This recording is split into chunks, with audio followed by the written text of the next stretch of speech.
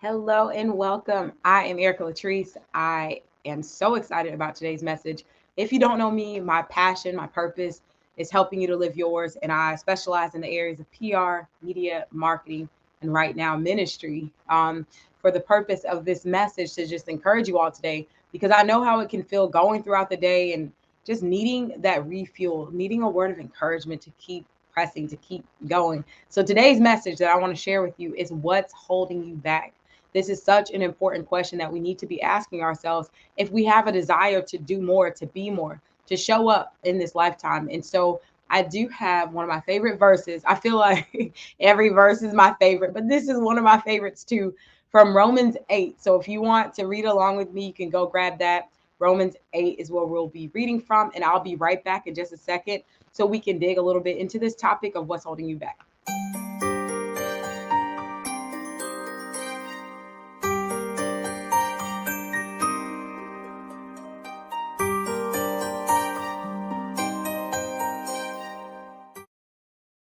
Okay, so as promised, I'll be reading from Romans 8:28.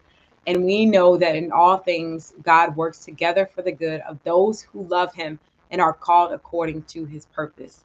And when we think about what's holding us back, the reason that I want to encourage you is because when many times the things that hold us back from going full throttle, as I like to call it, the things that hold us back from not just having goals and visions and things that we want to see take place in our life, but actually doing those things, actually executing those goals, those visions. Usually there are several things that hold us back. And when we understand that all things are working together for our good, those things that may feel like challenges, those things that may feel like obstacles, even a lot of those things that we have going through our mind that we're afraid or that it's not going to work out, having the stance of Romans 8:28 will keep you on your path, knowing that God's working it all together for your good. Nothing is catching him off guard. And so when you know that, you can move with a whole different attitude about things. You can go step out and you won't be so afraid that what if I make a mistake, or what if this doesn't work out, or what if so and so doesn't support me? Well, guess what? All of that is all, those are all things that are still working together for your good. So if you found that maybe you made mistakes, or maybe the last time you tried something, it didn't work out. So because of that, you're now afraid to try anything else because the last time it didn't work. So that means it's never going to work again. I have two reminders for you today. The first reminder is that in order for all things to work together for your good, you have to do the work. These things are going to happen, but it's in our taking action. In fact, Ephesians 6 is another great verse that reminds us. It says, after having done all, stand. And this is putting on your full armor. But after having done all, and too often we can sit back and think all, we've been brainstorming like crazy for the last 12 years, or we've been envisioning all, or we've been excited about all, but we haven't done all.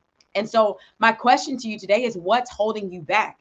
That first thing that you want to think about is action. What actions are you taking to line up with your faith? Faith without works is dead. And even in that example, where he said, don't just look at someone that needs a coat and say, hey, I'm going to pray for you.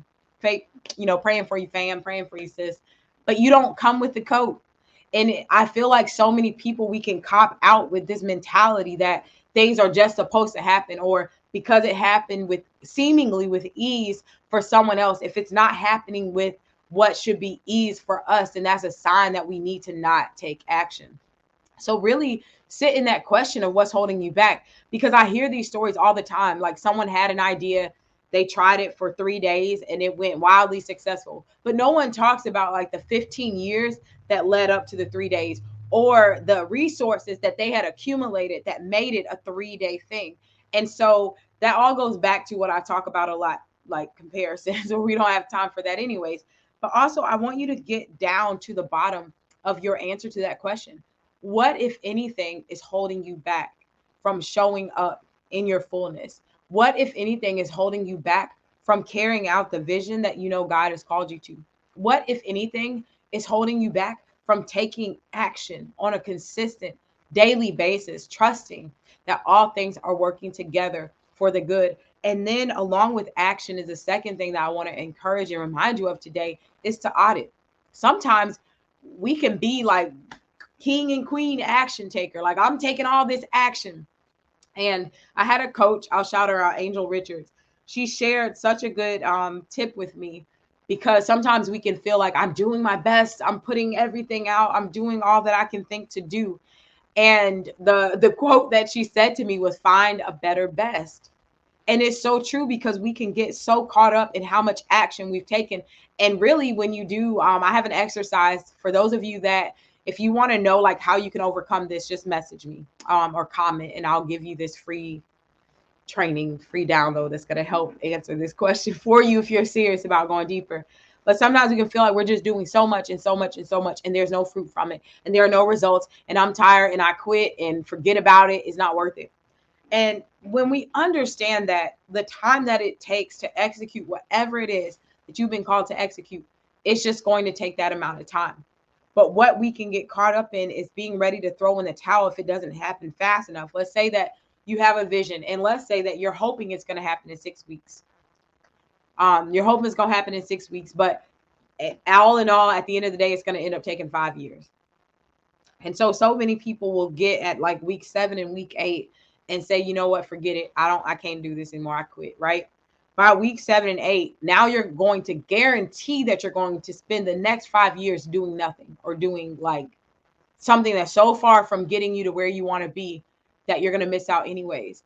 And so what I want you to think about too, when it comes to auditing, is yes, you should step back and see what's working and see what's not. But don't be so quick to just throw in the towel just because something didn't happen as quickly as you wanted, or as quickly as it happened for someone else.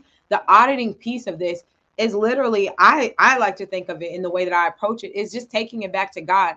If I find that I feel like I'm just running into a wall over and over and over, especially if it's something I already prayed about initially, I'm just going to pray for more clarity, for more strategy. And sometimes when you're not hearing anything, I talk a lot about what is that waiting season? What should that look like? It's always being in a posture of preparation, in a posture of gratitude, in a posture of blooming with whatever you have access to while you're waiting. So even if you are feeling like you're doing everything you can, the results aren't coming as quickly as you expected. If nothing else, just audit. Figure out what's working and what's not working. So speaking of audit, if you have found yourself doing a lot of work and you're just not getting the results that you would expect, I have this time map activity that I would encourage you to do. So if you want a copy of it, just message me or comment here. And then I'll put the link to you. I'll send the link to you so that you can access this, because it's so important. We can have all these big goals and dreams and all these things that we want to do, but it's so important how you approach what's holding you back. And my encouragement to you today is to approach it with action and auditing. Approach it with action and auditing, and you may not recognize yourself just a few weeks or a few months from now. So if you are someone, if you know that you have been called to share your message, if you have a vision where you want to turn that message into a movement, I'm talking events, you want to speak more, you want to get media coverage, you want to start sharing your message on more platforms and stages and connecting with your ideal audience, whether it's starting a business, whether you are an expert, an entrepreneur.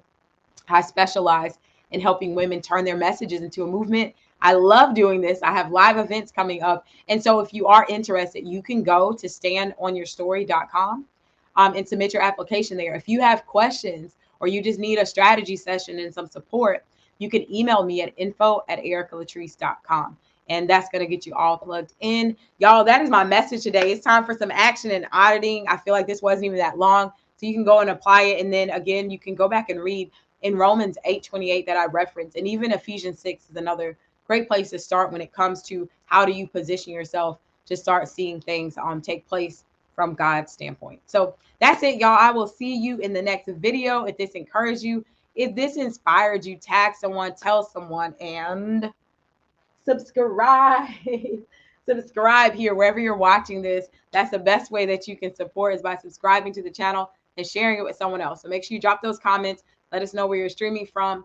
Tell a friend, tag a friend, and y'all take care.